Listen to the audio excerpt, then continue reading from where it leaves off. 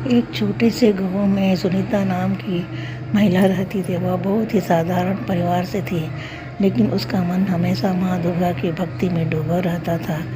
हर साल नवरात्रि के दिनों में वह पूरे गांव में माता की चौकी सजाती, बच्चों को कथा सुनाती और सबको साथ लेकर भजन कीर्तन करती थी।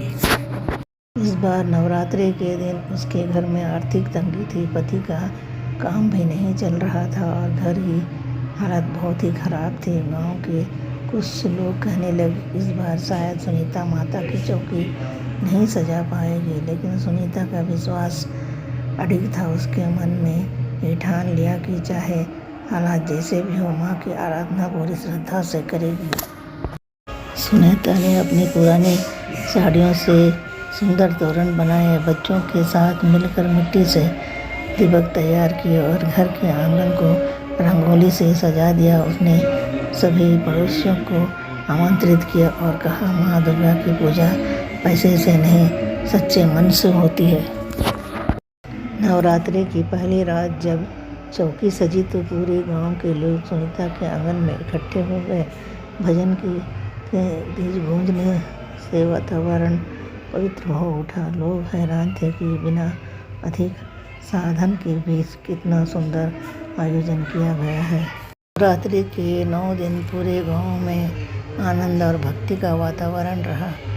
हर कोई सुनीता की मेहनत और विश्वास की तारीफ करने लगा। धीरे धीरे गांव के अमीर लोगों ने भी प्रेरणा लेकर सहयोग करना शुरू किया। किसी ने अनाज दान किया, किसी ने सजावट का सामान लाया और किसी ने बच्चों के लिए मिठाइयाँ बांटी।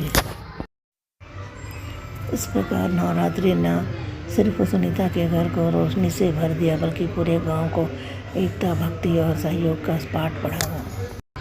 अंतिम दिन यानी दशहरे पर जब माँ दुर्गा की विदाई हुई तो सबकी आंखों में आंसू थे, पर दिलों में विश्वास था कि माँ ने उनकी श्रद्धा स्वीकार कर ली है। सुनीता के पति को उसी समय काम भी मिल गया और परिवार की स्थिति सुधरने लगी।